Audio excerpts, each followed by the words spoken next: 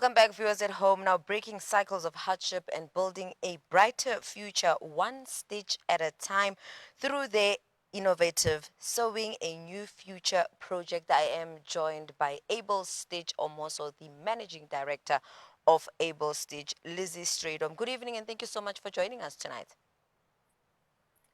Good evening. Thank you for having me. I'm so happy to be here.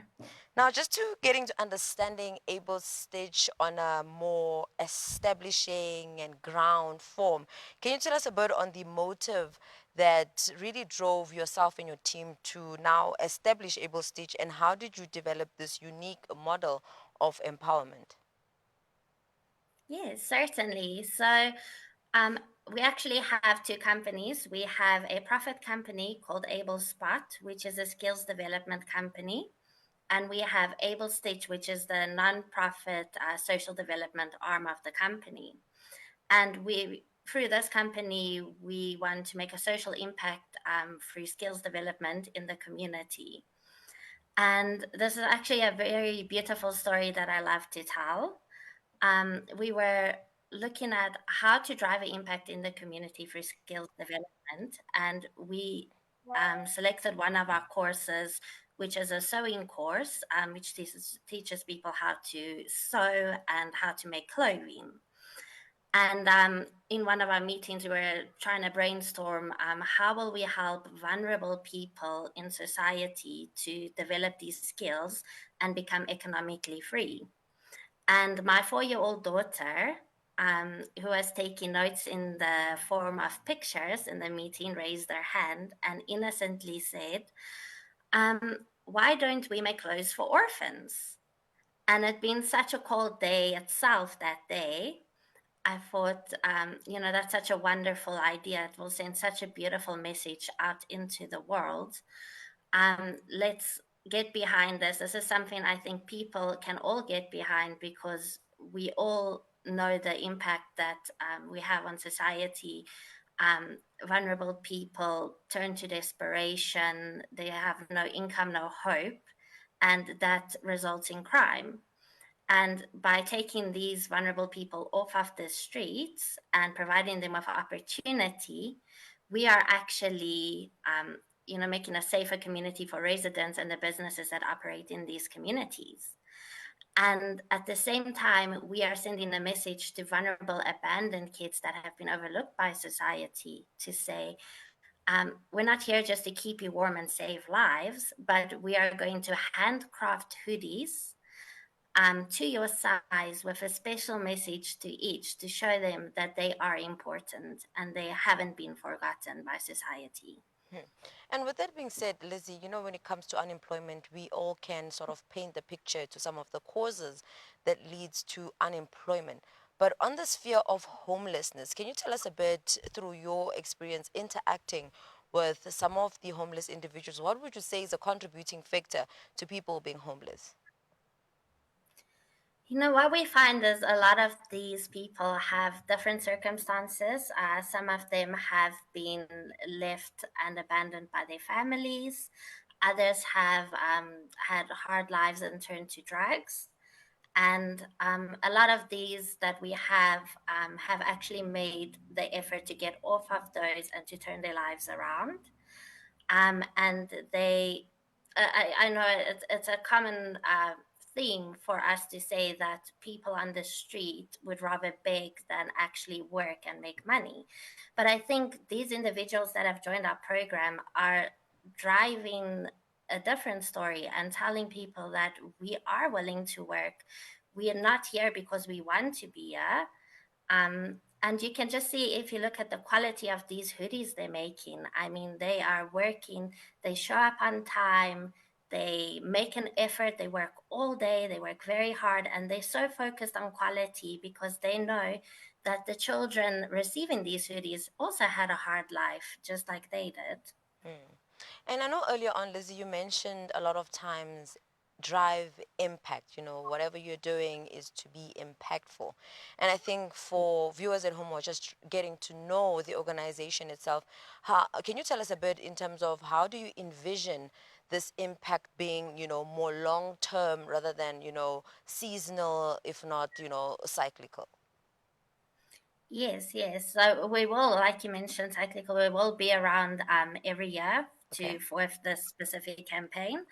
But we have we're not just so this we've got two phases. We've got phase one where we actually take vulnerable people off the streets and unemployed people and skill them, teach them real world skills. For example, how to make the hoodies on sewing machines, how to use a sewing machine and fix it, and then provide warmth as well to the orphans. So it does make an impact in society, a double fold impact.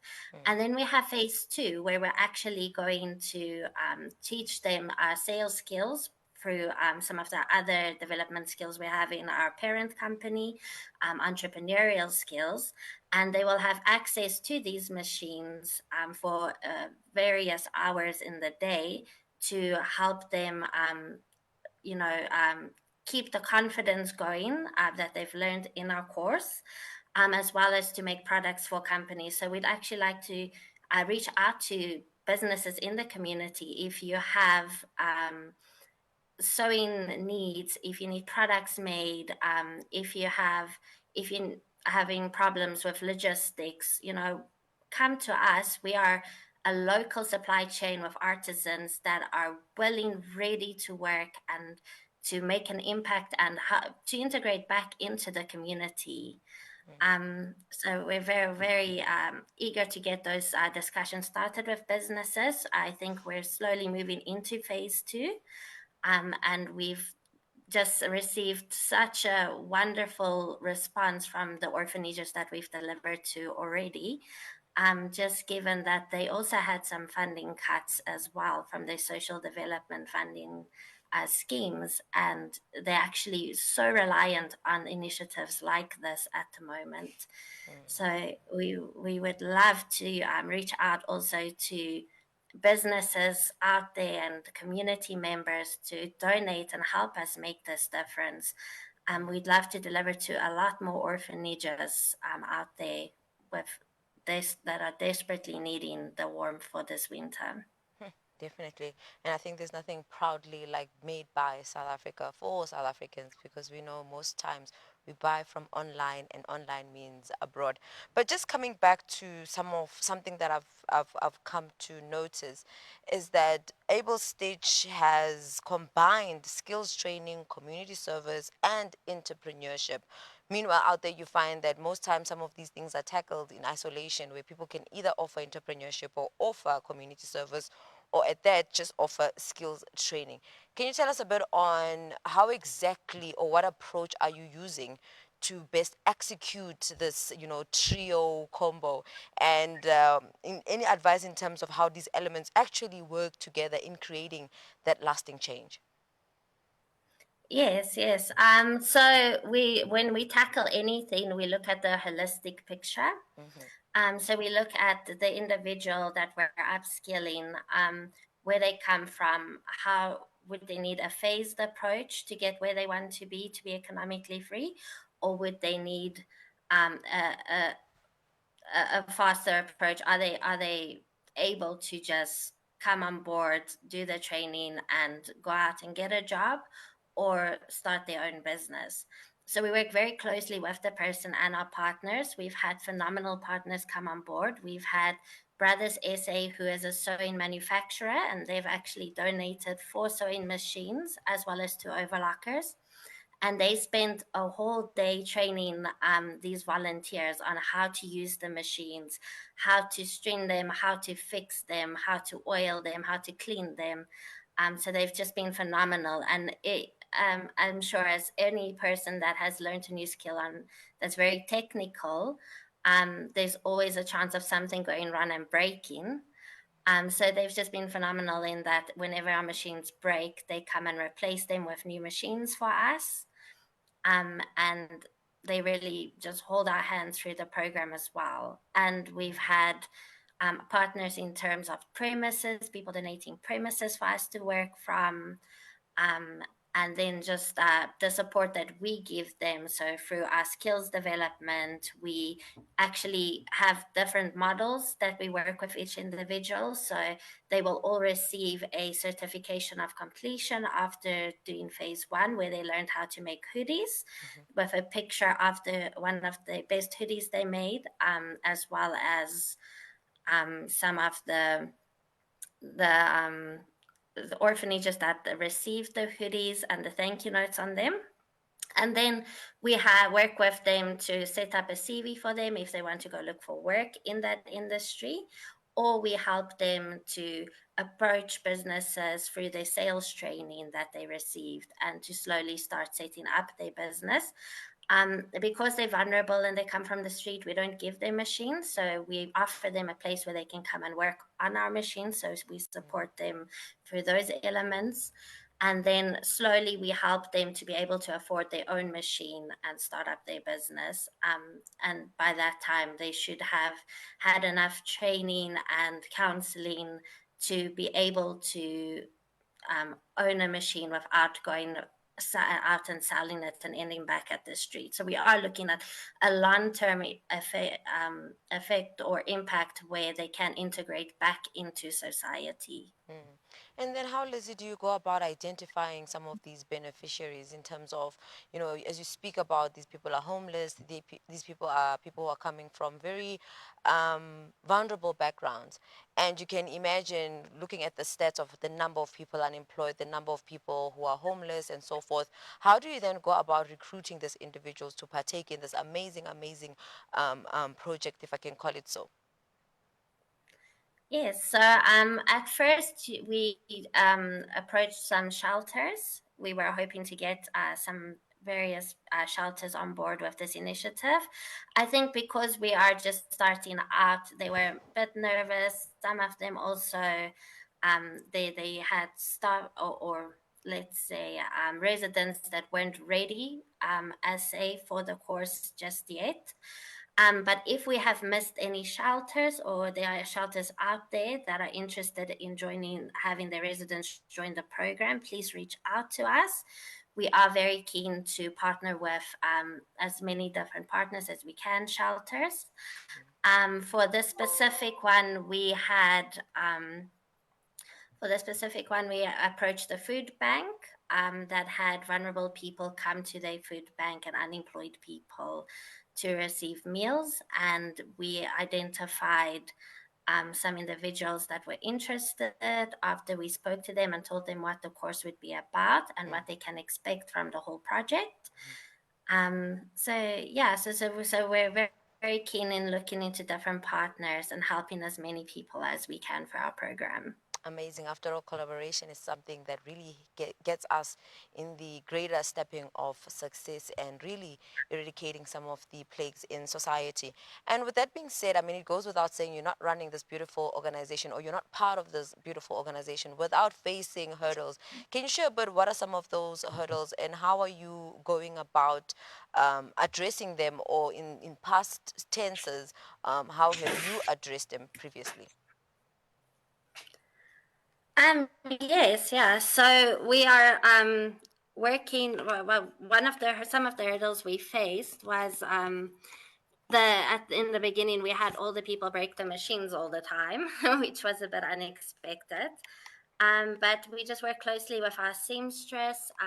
She came up with innovative ideas to help them stay on track and to know what to do at what time when they face different situations with the machine.